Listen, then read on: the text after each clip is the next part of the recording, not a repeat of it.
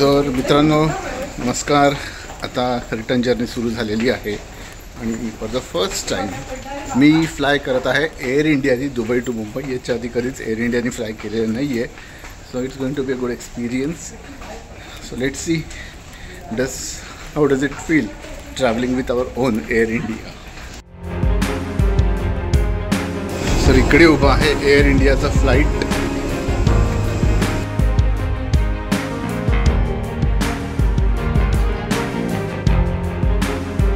Sir आता finally आम्ही board झालेलो आहोत फ्लाईटमध्ये आणि फ्लाईट खूप कंजेस्टेड आहे बट स्वच्छ आहे. म्हणजे काही नावं ठेवण्यासाठी जागा नाही आहे. I was expecting a different flight totally.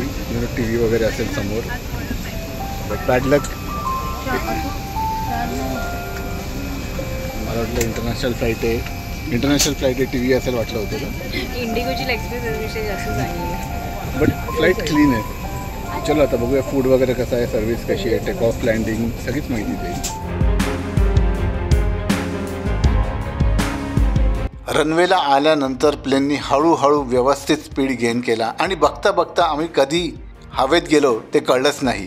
खालती दिसणारं दुबई शहर संध्याकाळचं किंबहुना रात्रीचं अप्रतिम दिसत होतं. जसं जसं आम्ही मुंबईच्या दिशेने जात होतो तसं दुबई शहर हळूहळू आम्ही मागे टाकत जात होतो. आणि त्यावेळेला मी अचानक फ्लॅशबॅकमध्ये गेलो. 2018ला मस्कतमधून निघतानाही आम्हाला तसंच दिसत होतं. तोच सीन तसंच पुन्हा एकदा रिपीट झाल्यासारखं आम्हाला वाटत होतं. आणि त्यावेळेला जे फिलिंग होतं ना मस्कतमधनं निघताना तेच आम्हाला दुबईतून निघतानाही जाणवत होतं. आणि SRKच्या चित्रपटातलं एक गाणं मला खरंच त्यावेळेला एकदम पटकन आठवलं. ए वक्त रुक जा, थम जा, ठहर जा, वापस जरा दौड पीछे. खरोखर असं वाटलं की टाईम मशीनमध्ये बसावा आणि हा अख्खा पिरियड पुन्हा एकदा रिवाइंड करावा, पुन्हा एकदा दुबई फिरावी. तर टेक ऑफ स्मूथ होता. जास्त काही झिकझिक झाली नाही. बट टेक ऑफ झाल्यानंतर थोडंसं वरखाली झालेलं, भीती वाटली. बट ना स्मूथ व्यवस्थित आता चालू आहे. आणि आता ते डिनर सर्व करत आहे. इकडे ना आतमध्ये वेस्ता म्हणून त्याचं वायफाय आहे पण ते कनेक्ट होत नाही आहे. मे बी प्रीमियम क्लास मेंबरसाठी असेल. नेटवर्क आहे बट लिमिटेड नेटवर्क येतं आहे. त्यामुळे इकॉनॉमीमध्ये कनेक्शन नाही येतं. It's what I feel. तिकडे गिफ्ट काय शॉप होते. तिकडे 10 दिनारची उशी घेतली. काय माहिती आहे रेस्टचे. अरे तिथे थांबत नाही आहे. जबरदस्ती घालून झोपले.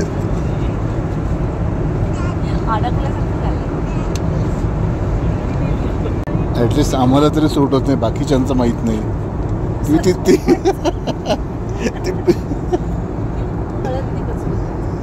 तर मी विस्की आणि पेप्सी असं मिक्स केलेलं आहे. ते बिअरमध्ये कार्ल्सबर्ग होती. इकडे चकना आहे.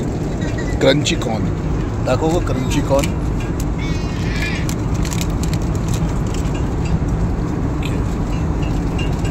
घेतले पेप्सी. तर आता जरा बघूया काय काय आहे. सो इकडे आहे दाल makhani, rice and chicken.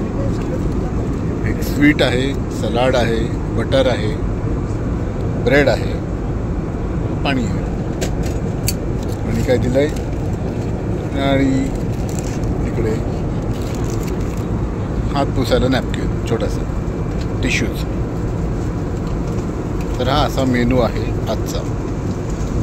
So व्हेजमध्ये आहे फ्लॉवर राईस अँड दाल को हे वाटतंय तुम्हाला काय वाटतं. दाल कढी काय कळलं ते कढी पकोडा. ओके बाकी सगळं सेम आहे. इकडे ना कॉर्न आहेत. त्याच्यानंतर चवळी आहे आणि पांढरा वाटाणा किंवा हरभरा आहे. पांढरा वाटाणा ना आणि कॅप्सिकम आहे. आणि टेस्ट खूप छान आहे. मस्त आहे. म्हणजे खाताना अजिबात असं काही स्टेल जाणवत नाही आहे किंवा असं काही वेगळं वाटत नाही आहे. एकदम परफेक्ट बनवलेलं आहे. सो एकंदरीत food review. Non veg was okay. Sweet dish was good. Salad होतं ते छान होतं.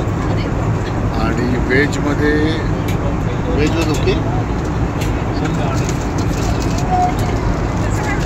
व्हेजमध्ये वर्षाला जे आलं पॅकेट त्यात अख्खा फ्लॉवर होता. चिरायचे पण कष्ट घेतले नव्हते. त्यामुळे बाकीच्यांचं माहिती आहे, बाकीच्यांचंही तसंच होतं की नाही. But food quality is good, म्हणजे काही डिसअपॉइंट केलं नाही अजिबात. छान, पाणी पण छान आहे. तर मुंबईला येऊन पोचलो आणि खऱ्या अर्थाने दुबईची जी आमची जर्नी आहे ती आता मी ते पूर्णपणे कन्क्लूड करतो. जर तुम्ही आमचे व्हिडिओज आधीचे बघितले नसतील तर ते जाऊन नक्की बघा. बट ज्यांनी बघितले आहेत त्यांच्यासाठी आम्ही काही खास क्लिप्स आणलेले आहेत. पुन्हा भेटू लवकरच. तोपर्यंत बाय बाय.